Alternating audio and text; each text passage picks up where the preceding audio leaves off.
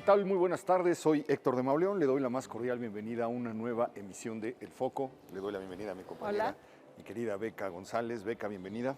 Muchas gracias, Héctor. Estamos entrando al túnel del tiempo,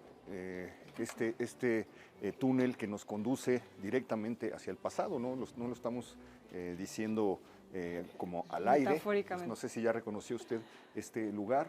Nos encontramos pues en nada más y nada menos que en la biblioteca. Así es, la Biblioteca Nacional. De la Universidad Nacional Autónoma de México, en el lugar donde se encuentra la hemeroteca y este túnel que conduce a lo que se conoce como el fondo reservado. Se lo habíamos prometido en el programa anterior, se acaban de cumplir hace poco 150 años de la creación de la Biblioteca Nacional. Con motivo de esto, se ha preparado un libro que recoge los 150 tesoros que guarda la biblioteca, desde los incunables, es decir, estos libros que existen durante los años posteriores a la creación de la imprenta hasta el año 1500 y todos los tesoros a partir de este momento que se han ido acumulando en la Biblioteca Nacional.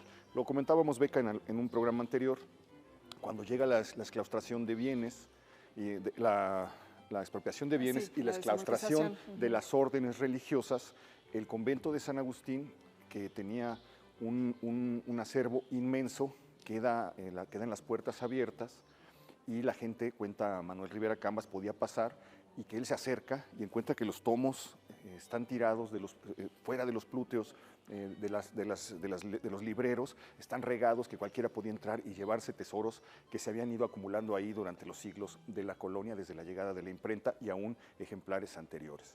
Juárez ordena que se haga con todos esos fondos y con fondos de Lucas Alamán, etcétera, una biblioteca nacional. Y de otros conventos y colegios, porque también toman de varios colegios jesuitas. San Pedro y San Pablo. Exactamente, también de la Real Pontificia Universidad. Había esta idea después de la independencia, poco antes de la desamortización de los bienes de la iglesia. De crear la biblioteca. Sí, de crear una biblioteca, Guadalupe pero Victoria. como en un esfuerzo muy liberal, de cierta forma, muy antieclesiástico. Lo que querían era hacer instituciones laicas, empezar a secularizar el conocimiento que había estado totalmente controlado, porque había esta idea de que, pues, por supuesto, la iglesia implicaba mantener el yugo de España sobre México. Claro. ¿No? Bueno, de hecho, se empieza a formar con un fondo que es entregado por Lucas Alamán, unas obras de índole muy variada, pero como nos cuenta Beca, al momento de la reforma se nutre la biblioteca con las obras que estaban desperdigadas en todos los conventos y de esta manera se va haciendo un acervo, un catálogo que de verdad es sorprendente. Con motivo de la aparición de este libro, 150 tesoros, o la Biblioteca Nacional en 150 tesoros, ahorita lo vamos a comentar, vamos a poder ver directamente las joyas que guarda la Biblioteca Nacional de la Universidad Nacional Autónoma de México. Acompáñenos.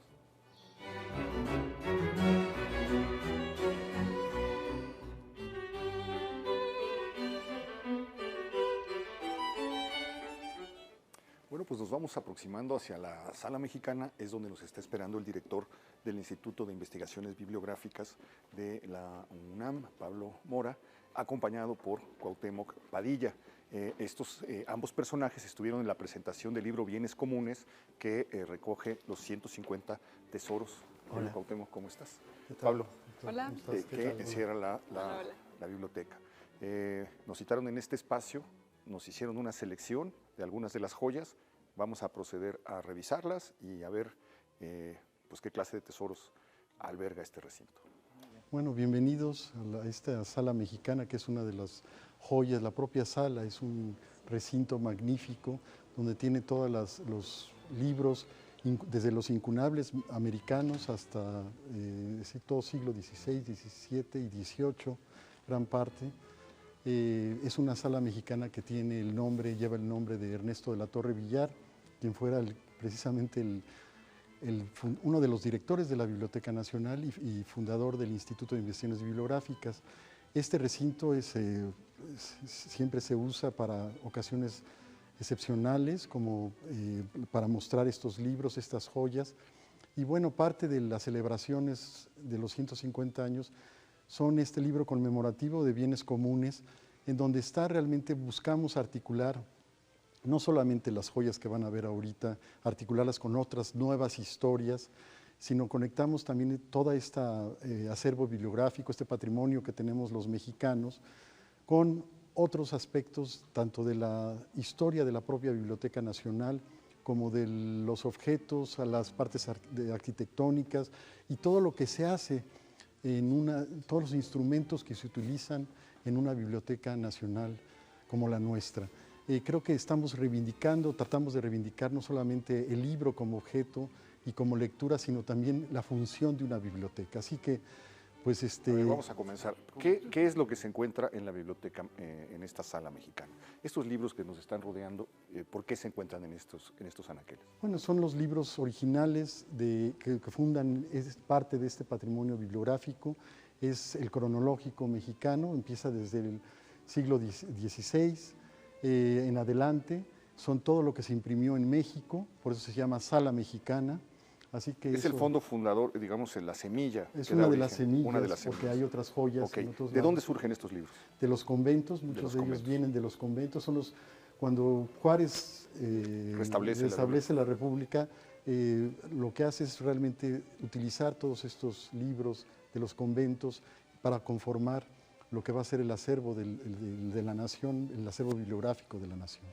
Y lo interesante de esta sala es que con el libro que estamos presentando buscamos articularlos también de otra manera, así como tienen una clasificación cronológica supuestamente, van de lo más antiguo al más moderno relativamente hasta principios del siglo XIX.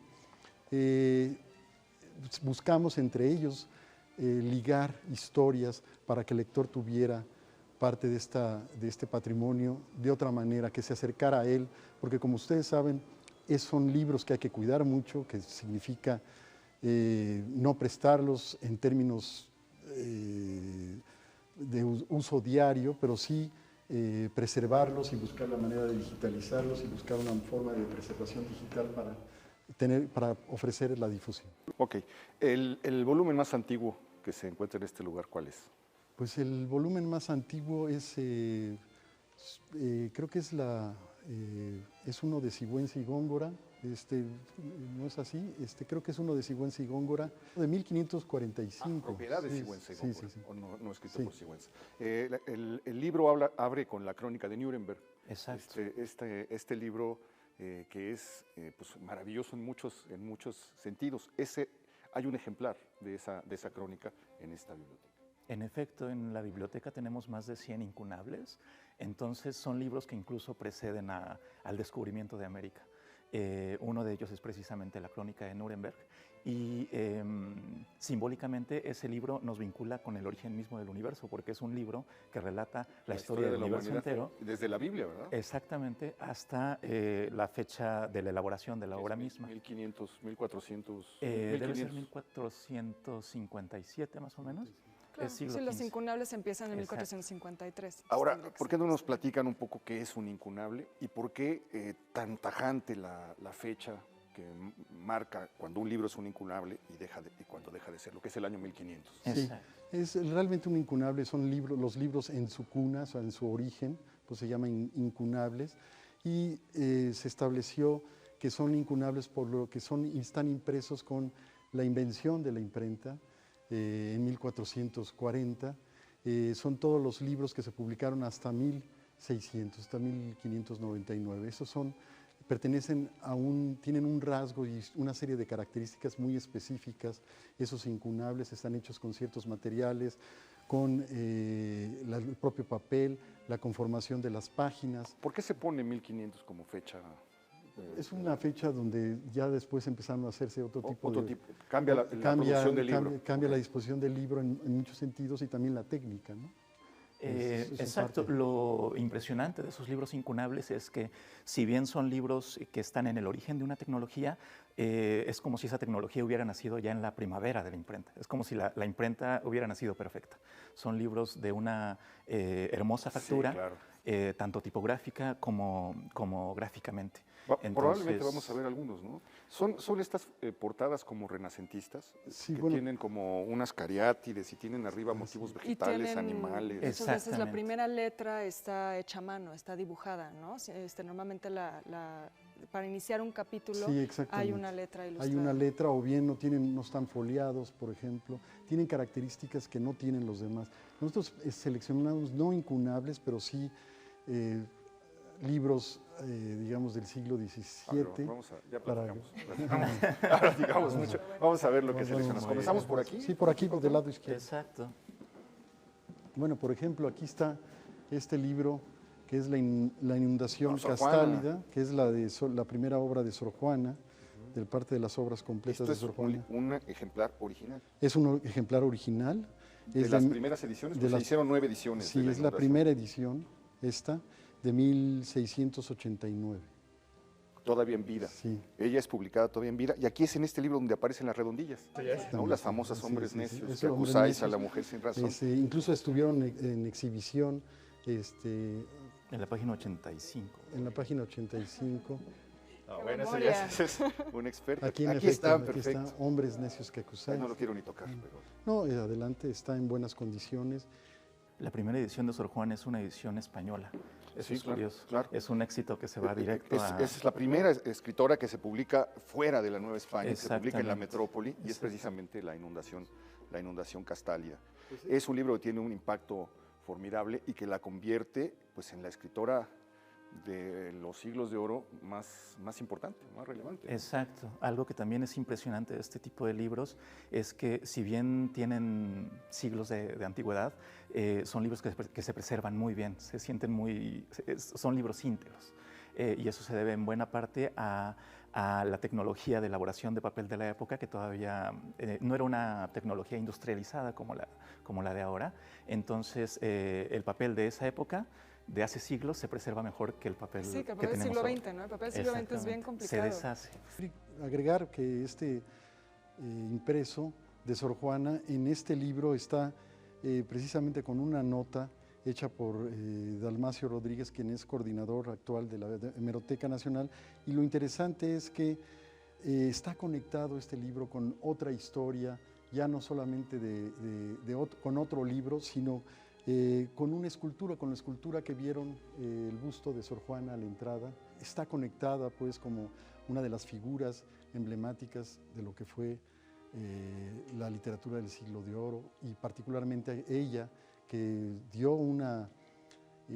fue una escritora universal en su propia época, lo que significa que esa plenitud de la que habla Cuauhtémoc, de la imprenta, también la tuvimos en la lengua española con una escritora mexicana como Sor Juana Inés de Es la Cruz. un fenómeno, es sorprendente que haya aparecido en un mundo así una escritora de esta naturaleza, de esta envergadura. Octavio Paz lo dice muy bien, dice que en la literatura mexicana de la época colonial hay una alta torre solitaria. Y esa alta torre solitaria se llama Sor Juana. Nadie le llega.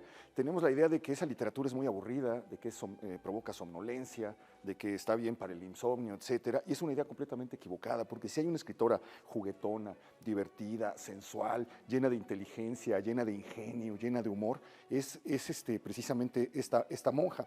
Se puede tocar el libro, Por ¿verdad? supuesto, se puede titular, son nuevas. Las medidas, pues, ahora de las políticas de conservación permiten usar, siempre que están bien conservados, la piel y No lo dañamos al se tocar. daña. Imagínense lo que es tocar, poder tocar la edición original de la inundación castálida de Sor Juana. Y es que, bueno, los guantes también son importantes para proteger al usuario, ¿no? Que es también lo que habíamos estado platicando. Muchas veces creemos que podemos agarrar un libro o un documento antiguo y el problema es que estos tienen hongos, ¿no? Si no han sido conservados propiamente, tienen polvos que pueden ser también muy dañinos para la salud. Entonces, por eso es la política de los guantes. Está dedicado a la excelentísima señora condesa de Paredes. Pues aquí está todo es un mito, ¿no? De la bibliografía mexicana, y lo tenemos aquí, lo tienen ustedes aquí. Así es. Bueno, pues además de este libro extraordinario, tenemos aquí un libro de Sigüenza y Góngora, ¿Quieres? Sí, como comentó el doctor, todos los elementos de la biblioteca, de una manera evidente o sutil, están entrelazados. Entonces, en algunos casos son vínculos que tienen que ver con el tema, con la factura del libro, o en algunos casos con las afinidades selectivas entre los autores. Entonces, cuando pensamos en Sor Juana, pensamos... En su amigo. Exactamente, era el dúo dinámico de la colonia. Ay, sí, qué bien dicho. Entonces, y aquí tenemos una de sus obras clásicas, que es la Libra Astronómica y Filosófica. En este caso es un libro impreso en México. Entonces, se imprimió en la imprenta de la viuda de Bernardo Calderón. Algo peculiar del mundo de las imprentas durante la colonia es que hay muchos impresores son impresoras, son mujeres y son viudas en muchos casos. Del impresor original. Exactamente. La imprenta, la propiedad de la imprenta tenía que pasar por vínculos de sangre, digamos, para permanecer dentro de la familia. Entonces, cuando el impresor moría, la heredaba la Eso viuda. llega hasta la viuda de Buret. Exactamente. O sea, en el siglo XIX. Llegamos hasta el borde del siglo de XX. 1900. Y bueno, ahora que muestras esta hoja, también es importante decir que estas páginas con el título también es una de las cosas que nos dice que esto ya no es de la época de los incunables, ¿no? Exactamente. Antes no se acostumbraba a poner esta página con el título porque era muy caro hacer el papel.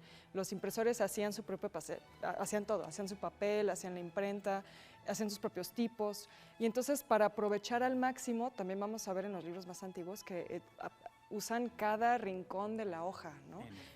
Hay muchas abreviaciones porque justo no quieren desperdiciar el papel. Y esto que ya vemos como que un poquito más espaciado, con estas páginas con grandes títulos, ya nos habla de otro momento de la imprenta. Este libro es muy importante porque es donde viene el manifiesto contra los cometas de Sigüenza. Se estaba la idea de que pasaba un cometa y traía guerras, traía epidemias, provocaba terremotos, etcétera. Pasa el cometa de 1692, Sigüenza lo observa en su telescopio y escribe uno de los primeros documentos científicos contra el mito de que los cometas traen calamidades a la humanidad. Ya vemos ahí también el pensamiento renacentista, ¿no? Pasar como de las supersticiones que eran muy de la época del medievo a la observación empírica de la ciencia. Yo diría que esto ya más bien es casi la ilustración, es 1690 y tantos, sí, ¿no? sí. Exactamente. ¿No? Entonces, ambos saberes están entrelazados, el saber científico y el saber más de carácter místico, digamos. Y un ejemplo de ese entrelazamiento, de esa manera en que la ciencia está todavía impregnada de creencias precientíficas, es el libro que tenemos al lado, que también es un libro que tiene como tema la Pues ya lo estoy astronomía. viendo, rayado. Exacto. Rayado, exactamente. Sin embargo, este libro se metía más, digamos que daba un paso atrás en el terreno de lo científico y se metía un poco más en el terreno de lo mágico. Este es el de Melchor Pérez de Soto. Exactamente. Este es un libro que tiene marcas de censura precisamente porque por cuestiones de la temática que maneja se metía en cosas un poco heréticas, digamos. Entonces, algo peculiar de la Inquisición de la época y algo que de cierta manera nos beneficia es que los libros censurados no se destruían, sino que se marcaban y se conservaban. Y Es lo que permitió que muchos de ellos llegaran hasta Exactamente. nosotros. Es que había que conocer al enemigo, tenían que estudiarlos, ¿no? El propietario de este No, libro, no, la historia es magnífica. Sí, Tú- claro, sí, tú por sabes. favor, no, Bueno, por favor, adelante, por favor, nadie la va a contar mejor que tú. No. Se trata de el propietario era aficionado también a este tipo de libros, es censurado, lo encarcelan muere. Lo ahorcan, Lo ahorcan, lo ¿no? ponen Lo junto a un ahorcan, loco sí, que tiene sí, alucinaciones exactamente. en la celda de la Inquisición que lo ahorca, ¿no? Exactamente, la historia la pueden leer aquí en este texto de bienes comunes, en que la noche del 16 de marzo de 1655, en las cárceles de la Inquisición Obispana, el arquitecto Melchor Pérez de Soto fue muerto a golpes en su celda por el mestizo Diego Cedillo. Lo mata, la Inquisición decomisa los libros. Este personaje tenía creo que 2000 libros de astrología y de cosas que estaban prohibidas por la Inquisición, le decomisan los libros y él muere ahí en la Inquisición y después de un tiempo la Inquisición le regresa a la viuda algunos de los libros, ejemplares. sí, exacto. Seguramente este es uno de los que le regresaron y por eso se pudo conservar. Y es interesante porque, como nos contaba Cuauhtémoc, se alcanza a ver lo que el inquisidor tachó para que la gente no lo pudiera leer. Y las anotaciones que hacía aquí, que tenían que ver como con qué. Estas anotaciones, en algunos casos las anotaciones son comentarios del lector. Precisamente como el papel era tan escaso, el lector no se tomaba, para el lector no era algo reprobable anotar el propio libro. El escolio. Exactamente. Escolios. Es muy común. Es probablemente entonces esto es letra de Melchor Pérez de Soto. En algunos casos hay que hacer labor de paleografía. No para estamos determinar. seguros, pero bueno, es parte de la marginalia. Acuérdense que la historia de estos libros, muchos de esos libros están anotados y todo es un género de la bibliografía, que es la marginalia, donde se pueden documentar los lectores que hubo, y eso son historias extraordinarias las que hay al margen de los libros. Este libro, bueno, la casa de Melchor Pérez de Soto está donde hoy es el Templo Mayor. Estuvo ahí, tiraron esa casa para sacar la excavación, pero después de la casa de Melchor Pérez de Soto, antes de que él viviera ahí vivieron los hermanos Ávila, que fueron los que estuvieron en la conspiración de los criollos de 1554. Los descubrieron, tiraron la casa y la sembraron de sal para que nada volviera a crecer ahí como señal de lo que le pasaba a los traidores.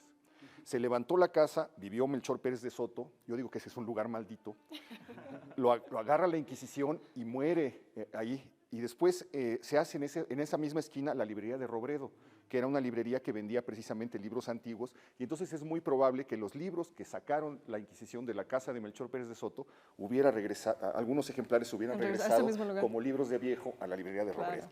Y luego la tiraron para rescatar el Templo Mayor, y al tirarla apareció una lápida con una inscripción que decía: esta es la justicia que hace el rey contra los traidores, es decir, contra los hermanos contra los Ávila. Todo esto rodea a este. Bueno, y ahora que mencionaban la Inquisición y los libros, también es importante mencionar que la cercanía que tiene la Inquisición a lo que fue el edificio de aduana también tiene mucho que ver con esto. La Inquisición tenía que supervisar todo lo que entraba, precisamente para evitar que entraran textos que no querían que se difundieran, ¿no? En particular, pues, textos de Lutero, ¿no? Porque el protestantismo estaba arrasando con muchos de los territorios españoles, particularmente Flandes, toda esa zona, y entonces los españoles tenían un estricto control de todo lo que entraba, perdón, los inquisidores. Sí, bueno, había inquisidores en Veracruz esperando que bajaran los barcos, y si tú traías libros, los traías en cajones, los tenían que abrir, ellos tenían que supervisar y hacer la relación de los libros que habían entrado. Por eso sabemos cuántos ejemplares llegó del Quijote por primera vez en 1604, llegaron 130 y tantos. Y de los que se imprimieron aquí también requerían el permiso, tenía que haber licencias y demás, que se aceptaba la publicación con licencia y demás de esta Inquisición. Exacto, y ellos eran tan vigilantes del libro que pues accidentalmente, gracias a ellos, tenemos lo que es el primer capítulo de la historia del libro en México, porque gracias a ellos sabemos cosas de historia económica del libro, cuánto costaban los libros, qué tipo de títulos por los llegaban. registros que llegaban. Exacto, todos ellos sus registraban inventarios, todo. ¿no? O sea, queriendo censurar, le aportaron a la historia de la bibliografía mexicana. Exactamente. Estoy viendo otro clásico, sí. Mercurio Volante. Mercurio Volante. Y bueno, como comentábamos hace un momento, durante esta época el saber se debate entre lo mágico y lo científico. Y esto es lo científico. Ahí estamos en lo mágico, aquí de nuevo entramos de lleno a lo científico. ¿Este es de Alzate? No, este es de Bartolache. De Bartolache. Exactamente. Es de Bartolache, tenemos todas las, digamos que en el siglo XVIII empieza toda la tradición de lo que son las revistas y los periódicos. Sí, la Gaceta, ¿no? La Gaceta, por supuesto, la tenemos. Esta es una muestra clara ya de la Ilustración. Evidentemente el otro de los libros que tenemos y otra de las revistas que tenemos es la de Alzate y otras más que tenemos. Ahí ya se empieza a buscar otro tipo de información, ya una información más enciclopédica, más científica, del conocimiento del mundo en general, que va a ir desplazando. Es interesante decir que digamos el potencial de este tipo de revistas dieron pie a que se hiciera, por ejemplo, la independencia de Estados Unidos, por ejemplo, a raíz de la publicación de las revistas y de los periódicos del siglo XVIII. Jefferson pudo hacer esa declaración gracias a que Benjamin Franklin, desde 1690 empezaron las revistas en Boston. Es muy interesante ese dato porque en México también esa tradición empezó desde muy tempranas fechas. Eso permitió, evidentemente, que se diera una ilustración muy rica con todos los criollos en, Claro, en el esa siglo generación, XVIII, esa generación de los brillantísima de criollos. exactamente. Esto es muy interesante porque además empieza con digamos, el disfraz de periodismo científico. Exacto. Lo primero que se trata es de hablar de física, de medicina, de matemáticas, de cosas así. De vez en cuando se cuelan otro tipo de textos, pero básicamente es esto, ¿no? Sí, aquí y de hecho, Doctor Bertolache... médico del claustro de esta Real Universidad Sí. de México. Perdón, Beca. No, es que justo lo que decías de temas médicos y científicos, en una de sus gacetas hay un tema muy interesante que es el pulque. Él empieza a estudiar el pulque como una bebida medicinal, ¿no? Entonces vemos cómo realmente empieza a haber este interés, como dices, muy ilustrado de pues comprender todo lo que nos rodea, ¿no?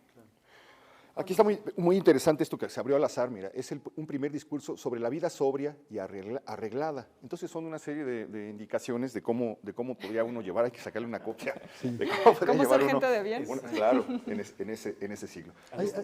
Hay que señalar también que digamos que estas publicaciones periódicas son periódicas, precisamente están numeradas, seriadas, y eso es importante. Además, se publicaban en un pliego nada más.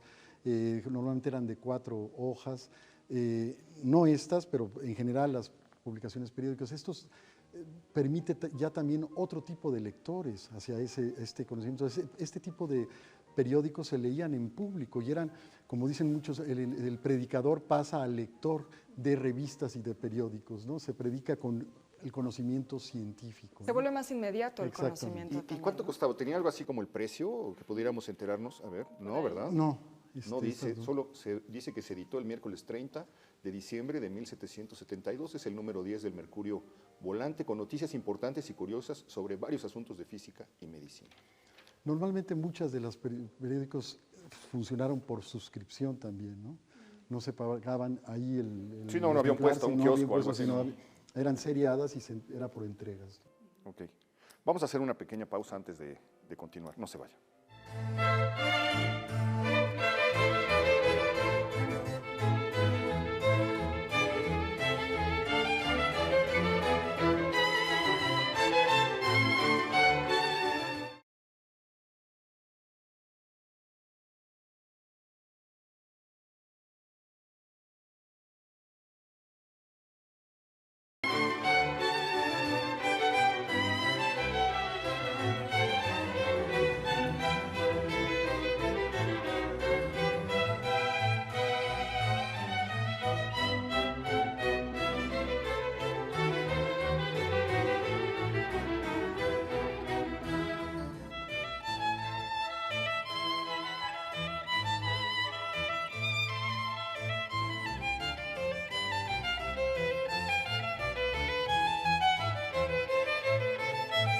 Bueno, dentro de esta secuencia que les hemos puesto aquí en esta sala mexicana, después de ver lo de las revistas periódicas, de los periódicos, estamos aquí frente a uno de los libros que es realmente la joya y parte del resumen de la cultura y el origen de la cultura mexicana que descubrió e hizo a través de un catálogo de obras escritas, nada menos que Eguiara Yeguren. Eguiara Yeguren hace esta biblioteca mexicana, en 1755 la publica, y es interesantísimo porque a través de este catálogo que hace de todo lo impreso ante las ofensas de un deán en España, recomendando que no vinieran a América porque no había nada escrito ni nada que valiera la pena. Ni un poeta, ni un poeta, ¿no? nadie. Eguiara Yeguren se dedica, entre otras cosas, a hacer todo este catálogo, y lo apasionante de este ejercicio, de esta recopilación que hace, esta investigación, es que al mismo tiempo descubre el origen de la cultura mexicana a través de sus escritos, tanto precolombinos como después de la conquista. El libro lamentablemente no lo terminó. Es un libro que publicó hasta la letra C, de la A a la C, y dejó un manuscrito hasta la J. Sin embargo, este ya es una muestra de lo que es la conformación de una biblioteca y de lo que conjunta nuestra cultura impresa en un primer momento de manera muy enciclopédica, de manera muy ilustrada. Creo que este es así como un hito, uno de los grandes hitos de lo que es el patrimonio bibliográfico nacional. En ese sentido hay que decir que somos un país que tiene una tradición de la bibliografía muy interesante, muy original, y que está conectada con toda esta tradición desde la llegada de la imprenta a América en 1539. Es decir, el libro aquí, él recoge todo lo que se ha editado en México. Todo lo que está editado y también en manuscrito, porque recuerden que muchas de las formas de lectura fueron manuscritos durante el siglo XVI y XVII. Es notable la manera como se publican estos libros en forma manuscrita. Entra también la imprenta y él registra todo esto y lo escribe, no solamente lo escribe en español, lo escribe en latín, porque es la lengua universal. Lo escribe y hace toda una sistematización en la forma como escribe y documenta las biografías también de los autores en este texto. Entonces se trata de un texto que es fundacional en un gran sentido, y que curiosamente la universidad, con su director, su primer director de este Instituto de Investigaciones Bibliográficas, Ernesto de la Torre, hace una edición facsímil de este libro que está a la venta en la imprenta universitaria, en donde se conecta nuestra tradición de manera brillante, yo creo. Por supuesto que además de este libro, las historias de este libro y la manera como va descubriendo ese catálogo y esa fauna y flora impresa de lo que es la cultura mexicana. Aquí hay 250 años, más o menos, de bibliografía mexicana. Más o menos. Ok, y está muy conectado con el siguiente libro. Exactamente, que es nada menos que la bibliografía, es el clásico de la bibliografía mexicana del siglo XVI, una bibliografía que hace Joaquín García y Balseta. Es uno de nuestros grandes bibliógrafos, y esta es una obra que está calificada como una de las obras maestras de la bibliografía mundial, diría yo. No lo digo yo solamente, lo dicen también gente, especialistas como Menéndez y Pelayo, cuando revisan y hacen nuestra historia sobre lo que se imprimió, la primera historia que hace un extranjero sobre la cultura mexicana. Habla de este libro y dice que es simplemente una obra magnífica y monumental, como lo equivalente a lo que eran los sonetos y las redondillas de Sor Juana Inés de la Cruz. Así que a través de un catálogo podemos aprender de lo que estamos hechos, de lo que está hecha la cultura mexicana, y este es uno de las muestras, el siglo XVI, este libro donde ya moderniza. ¿Está editado por el Mora actualmente, me parece? No, ¿Por la UNAM? Por la UNAM. Por la UNAM, sí. ¿verdad? Bueno, hay una edición facsímil, creo, de pero bueno, tenemos nosotros aquí el original. Recuerden que Balseta pertenecía ya también a la Academia de la Lengua Mexicana. Como parte de esos trabajos también publica este texto, que es un clásico de la bibliografía. Tiene una historia de la imprenta en México que es muy notable, pero además el personaje, porque ese personaje forma parte de esta generación de escritores que decidieron no hacer una obra. No vamos a hacer una obra, vamos a rescatar lo que han hecho otros y lo vamos a actualizar. Entonces son unos locos que se dedican, cuando se enteran en el periódico que alguien murió, van a ver a la viuda y le tocan, deja de revisar la biblioteca para ver qué encontraban. Tenían corresponsales en Europa, los que les pagaban, les encargaban libros, a ver si puede encontrar, después de todo el saqueo que hubo y de todo de cómo se iban los libros hacia otras bibliotecas, los mandaban a localizar títulos específicos, andaban en los conventos, moviéndose entre los hongos para ver si encontraban una edición determinada. Y luego pues él le fue muy mal porque perdió toda su fortuna con la invasión francesa, le quemaron sus propiedades, tuvo una depresión como de 25 años, pero gracias a él se rescató la primera crónica urbana, que es el libro de Francisco Cervantes de Salazar, México en 1554. El libro estaba perdido 300 años y gracias a su pasión y a su tesón, encontraron un ejemplar al que le faltaban 2 páginas y dedicó el resto de su vida a ver si en algún lugar podía encontrar lo que decían las 2 páginas faltantes. No encontró más que una. Hay una página perdida, nunca sabremos qué va a decir ese libro en una de las páginas, sí. Pero lo que sabemos que dice en la otra se lo debemos, entre otras cosas, a los esfuerzos de García y Balseta. Esta es la original. Sí, la original. Hay que decir que el oficio y la disciplina de la bibliografía los bibliógrafos son aquellos que transcribían los libros y rescataban los libros desde el Renacimiento. Eran personajes que se iban a las montañas de Alemania a rescatar originales y libros raros y transcribir para mantener la cultura escrita y difundirla. El caso claro de Pollo, por ejemplo, es un italiano que sube a las montañas y rescata el libro de Tito Livio, rescata este libro y lo introduce y gracias a eso está dentro, curiosamente, de la Biblioteca del Vaticano. Historias raras, pero bueno, esta es una muestra de la bibliografía mexicana. Él hace aquí el rescate de un libro y además nos pone cómo era la portadilla, la portada, ¿no? Aquí vemos las cariátides de las que hablábamos, exactamente, ¿no? Los motivos que las solían acompañar. Con la biografía también de los escritores también, añade datos importantes para la conformación de todo lo que es la historia de la cultura en esa época. Ok, un libro de 1563, probablemente también de Juan Pablo, ¿o ya no? No, esto ya no. Este es de 1800. No, al que hace referencia. Sí. ¿Quién sabe cuántos años estuvo activo Juan Pablo? Porque no se sabe ni dónde está enterrado ni en qué momento desapareció, ¿no? Y tienen un rasgo más en común estos dos autores, Icaz Balzeta y Eguiara Eguiguren, y es que precisamente su pasión por los libros era tal que en ambos casos ellos adquirieron una imprenta expresamente para imprimir estas obras. Entonces, literal, su vida entera estaba acaparada por este proyecto que era el inventario de todo lo mexicano. O sea, hacían reediciones. Ellos se ocuparon tanto de Del recabar rescate. el contenido, editarlo e imprimirlo. Entonces, la obra, ellos fueron parteros de su propia obra, digamos. Y ese rasgo también lo comparte el sucesor de ellos, que es José Toribio.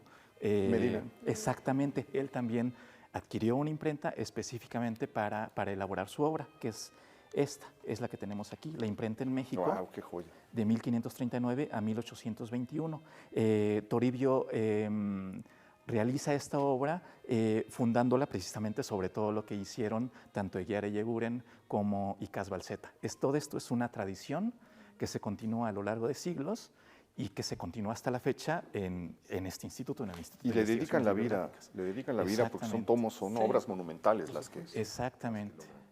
Y en todos los casos son eruditos que bordan con la demencia porque son personas que no dudan en recorrer el mundo entero Sí, por son buscar una enfermos, noticia. ¿cómo se llamaría? ¿Son bibliófilos? No, es más que eso, ¿no? Es una bibliofilia acusada, una Sí, cosa... exactamente. Entre estos dos libros hay una obra también magnífica, una obra maestra, que es la de Beristain y Sousa, que también tuvo una imprenta, que también quiso perfeccionar la obra de Eguiara Eguiguren, añadirle, y él sí se atreve a escribirla en español y a ordenar alfabéticamente por apellido los nombres, hace modificaciones, es interesantísimo, es, digamos, otra de las grandes obras de la bibliografía mexicana.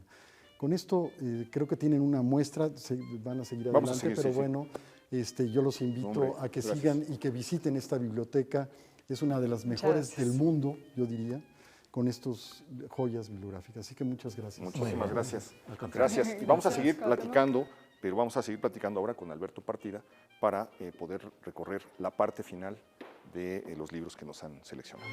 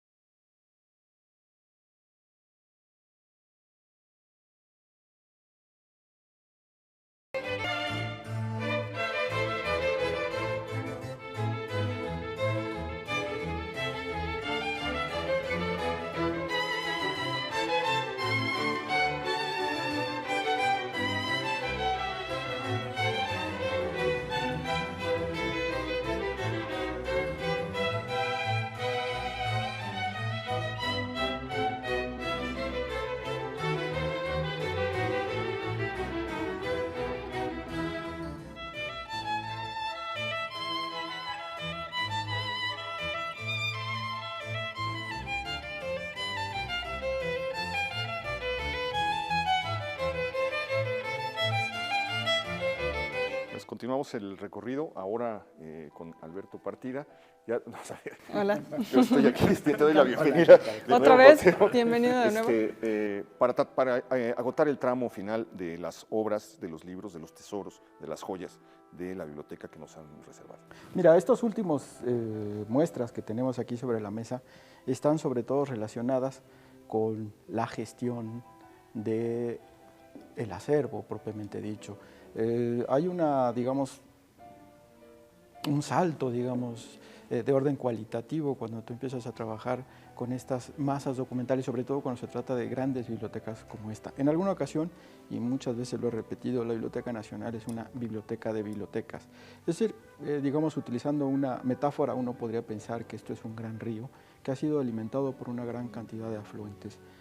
Sabemos que el origen de la Biblioteca Nacional en el 1867, con el decreto del presidente Juárez, está condicionado, digamos, por todo este proceso de secularización de los bienes eclesiásticos, y aquella parte que afecta a los bienes culturales de la Iglesia pues tendrá como destino tanto la creación del Museo Nacional, por toda la parte de obra pictórica, obra artística, el Archivo General de la Nación y la Biblioteca Nacional, ¿no? La Biblioteca Nacional se va a formar precisamente con estos ricos acervos que proceden de las corporaciones eclesiásticas, más el de la universidad, ¿no?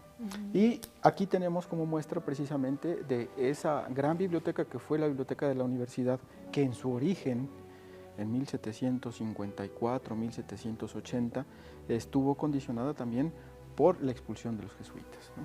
Cuando se expulsa a los jesuitas, las bibliotecas de San Pedro y San Pablo, de la Casa Profesa, Es decir, lo que tenemos aquí es un inventario, digamos, una especie de catálogo. Este es el inventario que además, es decir, son como, digamos, circunstancias fortuitas y azares históricos. Este inventario se empezó a hacer en la biblioteca de la universidad en 1833, cuando el primer gobierno liberal, el de la primera hornada de los Gómez Farías y demás, establecieron la supresión de la universidad.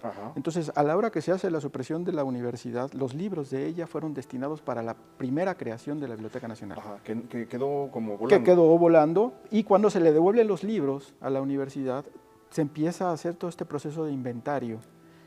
En esa biblioteca, en ese momento, el bibliotecario era Basilio Manuel Arrillaga, un personaje que ya hemos visto vinculado a Prieto, que es uno de los grandes conservadores del siglo XIX mexicano y que va a ser durante muchos años el bibliotecario de la universidad. Este inventario es el de autores.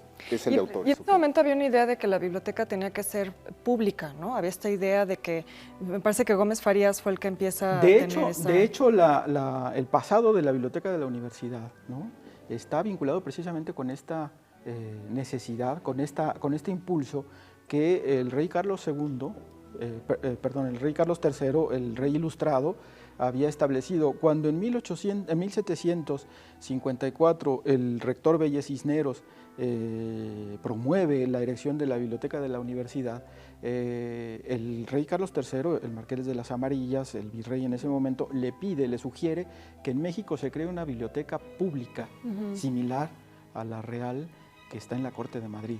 Y la biblioteca que queda depositada en la universidad era la Biblioteca Real y Pública de la Corte de México. Claro. Y esta biblioteca, al paso de los años, al final del siglo XVIII, principios del siglo XIX, acaba siendo absorbida, digamos, por los catedráticos universitarios, ¿no? Entonces, este inventario es muy importante en ese sentido porque nos dice cómo fue creciendo, cómo se fue enriqueciendo la biblioteca, porque en el inventario se van señalando las nuevas incorporaciones hasta 1862, que es cuando definitivamente... Perfectamente ordenado, ¿no? Aquí en qué estante, exactamente. Estante, qué cajón, cajón, cuántos volúmenes, el nombre del autor. Y estas dos piezas son lo que yo llamaría la piedra miliar de la Biblioteca Nacional. ¿Por qué? Porque la Biblioteca Nacional, cuando es creada por decreto, más bien cuando el presidente Juárez le asigna el edificio de San Agustín y se concentran en él los libros que fueron de los colegios y conventos y que se suma el de la universidad, en realidad lo que había sucedido entre 1862 y 64 fue que el emperador Maximiliano había juzgado que esta biblioteca era inadecuada para constituirse como la biblioteca del Imperio, exactamente. Precisamente haciendo un razonamiento muy similar al que Bucareli 100 años antes había hecho. Dijo, esta biblioteca carece de obras modernas. Lo mismo, fue el mismo juicio que hizo Maximiliano.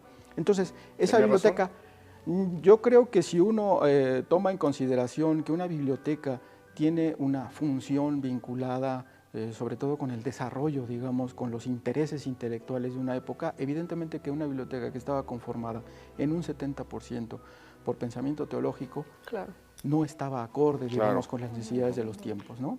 Esa es la grandeza de Juárez. Esa es la grandeza de Juárez, y entonces lo que hace Juárez, digamos, para saldar un poco esta situación en el desorden que había caído la biblioteca al ser encajonada por el imperio, es que nacionaliza en ese momento, en mayo, noviembre de 1867, nacionaliza la biblioteca de la catedral y se la lleva a San Agustín, al Tercer Orden, y ahí empieza a dar servicio. Este inventario y este catálogo son los primeros con los que empieza a dar servicio la Biblioteca Nacional en febrero de 1869. También me hizo recordar algo que pasó con la Biblioteca Imperial, que la vendieron, ya que muere Maximiliano y se va Carlota, venden la biblioteca y la mandan a lomo de mula hacia Veracruz, y ahí se embarcan 7,000 volúmenes, 10,000 volúmenes, que llegan a Europa y son revendidos allá por un padre Fisher, me parece. Sí, que era la biblioteca de José María Andrade. De José María Andrade. Así es. Desaparece por completo o se parte Tenemos ejemplares de la biblioteca de José María Andrade acá. Que tiene su ex libris, ¿no? Tiene su ex libris. Ya no me acuerdo, sí, pero ojalá lo pudiéramos ver. Tenemos prácticamente el tiempo encima. Sí. Vamos a... Esta es una muestra, digamos, del desarrollo y de la importancia que tiene la Biblioteca Nacional en el desarrollo de la bibliotecología mexicana. En la Biblioteca Nacional se establece en 1915-18 la primera Escuela Nacional de Bibliotecarios y Archiveros, un proyecto que después va a retomar Guinness en 1925 y que finalmente va a cuajar en los años 50 con la creación de la actual Escuela Nacional de Bibliotecarios y Archiveros. Esa primera escuela se asienta en la Biblioteca Nacional, en San Agustín. Y hace su primera catalogación. Y de ahí sale una alumna tan importante como va a ser Juana Manrique de Lara, ¿no? Es una de nuestras más brillantes bibliotecarias, que iba a impulsar incluso la celebración de la hora del cuento, ¿no? Impulsando la literatura. Qué bonita esta clasificación, aventuras y aventureros, descubrimientos geográficos, exploradores, fugas de prisioneros, héroes, historias del mar, naufragios, soldados de fortuna, viajes y travesías, vida en el mar, aventureros, cuentos de misterio, historias de misterio, viajes y travesías, publicaciones periódicas. Está buenísimo. En un instrumento como este uno puede ver la importancia precisamente de la formación de una bibliotecaria, de una bibliotecóloga, como va a ser la maestra Gloria Escamilla, que es descendiente directa de todos estos grandes bibliógrafos que trabajaron en la Nacional.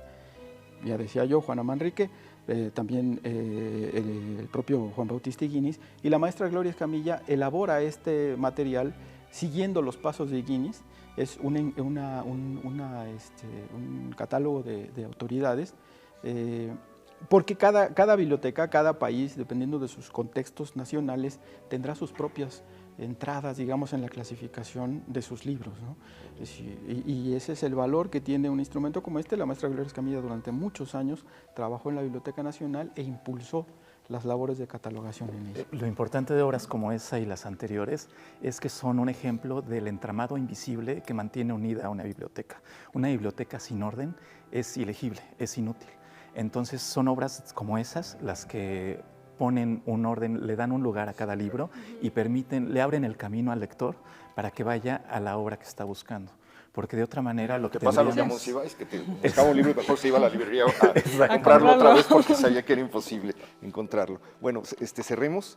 Este es un testimonio que deja don Rafael Carrasco y Puente, que fue durante muchos años director de la Hemeroteca Nacional, que él fue el que organizó en 1932 el acervo de la hemeroteca, de la entonces Hemeroteca. Esta es la historia de la Nacional. Y es una historia que él hace en los años 40, reuniendo testimonios tomados de los archivos. Esto está escrito a máquina. Está escrito, y él mismo pegó las fotos. Exactamente. Pero son fotos desconocidas o poco conocidas, ¿no? Sí, son fotografías, imágenes tomadas directamente de los archivos de la Biblioteca Nacional.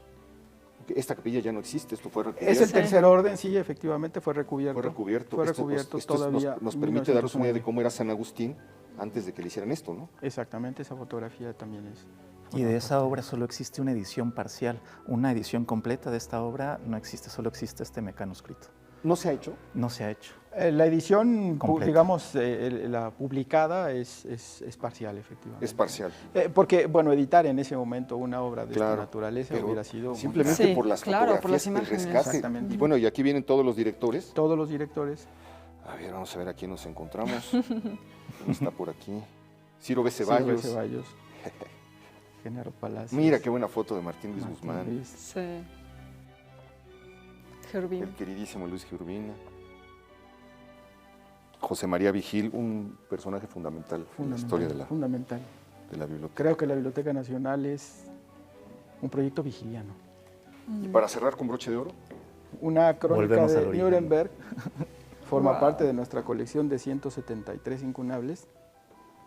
este es el libro más Esta antiguo obra, que hay, ¿no? no, tenemos una edición de 1472 y esta es una edición, un incunable de 1493. Como sabemos, la Crónica de Nuremberg, una obra que se difundió por toda Europa, y hubo dos ediciones, una edición en latín, En una latín, edición así en es, alemán, y que contaba la historia del mundo a partir de la Biblia, de la y Biblia. hasta ese momento, ¿no? Exactamente. Esto, lo estoy buscando, la verdad no la conozco, pero es famosa por sus ilustraciones. Exactamente. Sí, Mira nada más.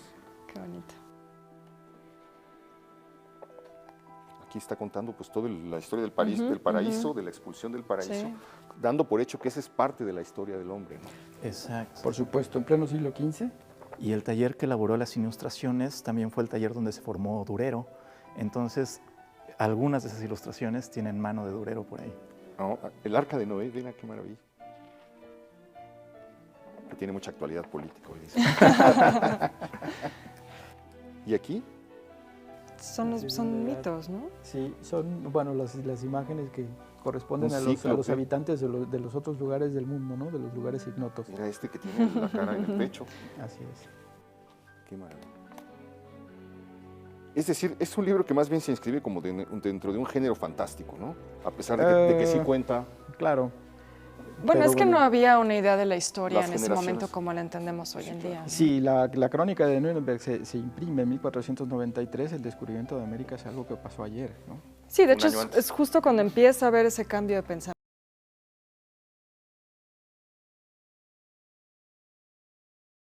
Aquello era otra cosa, ¿no? El Colón estaba seguro que había llegado. No, y de hecho a las tierras del de hecho Gran eso pone en crisis completamente las creencias de ese momento. Hay ¿no? un Porque- proceso, sí, que durará bastantes años, ¿no? Es Una completamente centuria. medieval todavía, ¿no? Totalmente. ¿No? Las imágenes. No, yo creo Sí, que todo el todavía imaginario. ni se imaginan con lo que habían dado y lo que iba a provocar, ¿no? Qué belleza. ¿Cuántos ejemplares se conservan? No sé, creo que se imprimieron alrededor de 1500, Sí, 1500. Y 1800, Ajá. dependiendo de la edición si era en alemán o en latín. Actualmente no sé cuántos ejemplares sobrevivan. El nuestro está impecable y, bueno, lamentablemente el poseedor original no tuvo la curiosidad que algunos otros propietarios de la época que las mandaron iluminar, ¿no? Es decir, ¿tiene 600 años? Va para 600 600. años, efectivamente. 600 años. ¿Y sabemos cómo llegó a México? Este desastre. ¿Qué fue esto? ¿Un terremoto? ¿No? Pues seguramente, ¿Una está hablando inundación? de Babilonia. Ah, Babilonia, ¿no? la torre. Entonces, seguramente aluden. A ver, creo que aquí está el nombre del propietario original. Este libro dio a la librería de la congregación del padre don Dionisio de Paredes. Rueguen a Dios por él. Habría que averiguar quién era Dionisio Dionisio. Paredes. Este ejemplar particularmente parece ser, por las dimensiones del sello, de la marca de fuego, ¿Tiene una marca? seguramente formó parte. Esta marca es la de la Real y Pública Biblioteca que mencionaba hace rato, que todos denominamos la marca de fuego de la universidad, siendo que es de la Real y Pública. Entonces es muy probable que este libro haya formado parte del acervo de alguna de las bibliotecas jesuitas. O puede ser de la Casa Profesa, quizá. De San Pedro y Ya San se nos Pablo. está O de acabando San el Pedro y tiempo. San Pues ya Pablo. estamos, ya se nos acabó. Pues muchísimas gracias, Alberto. No, es un placer recibirlos. Muchas gracias. Y bueno, una cosa más, muchos de estos libros son tesoros, son objetos únicos que la biblioteca se dedica a preservar. Sin embargo, la labor de la biblioteca también es divulgar, crear Claro. puentes de acceso para todos estos tesoros. Y si bien no podemos crear puentes para que físicamente todos estos libros estén en manos de todos, virtualmente sí lo podemos hacer gracias a la labor que se está haciendo con la Biblioteca Digital de México y la Hemeroteca Digital de México. ¿Qué avance tiene? ¿Usted conoce los números, maestro? Estamos trabajando más bien en el ámbito de la generación de imágenes de calidad y sobre todo dando mucho mayor importancia a las obras impresas en México, de manera que en números no impresionamos, no impresionamos tanto como la Hemeroteca Nacional Digital, que es así, que tiene una cantidad de millones de imágenes. En el caso de la Biblioteca Nacional estamos avanzando un poco de manera más lenta, precisamente por el hecho de que estamos dando prioridad exclusivamente a lo nacional. O sea, calidad y no cantidad. Calidad y no cantidad. Muchas gracias, le agradezco mucho este recorrido. Muchísimas gracias. Gracias, Beca. Héctor. Pues mira, tuvimos en las manos tantos siglos que no me las voy a lavar, yo creo que en un mes. Espero que haya disfrutado mucho este recorrido. Lo que tuvimos enfrente es realmente único. Es único, atravesó los siglos para estar aquí y ha sido preservado como lo acabamos de ver. Es un patrimonio que vale la pena conocer, divulgar, difundir, sobre todo sentirse muy, muy orgullosos de ellos. Mil gracias por la oportunidad. Muchas gracias. Les agradecemos mucho. Le agradezco mucho que nos haya acompañado. Sígasela pasando bien y lo espero la próxima semana, ya lo sabe, aquí en El Foco. Mil gracias.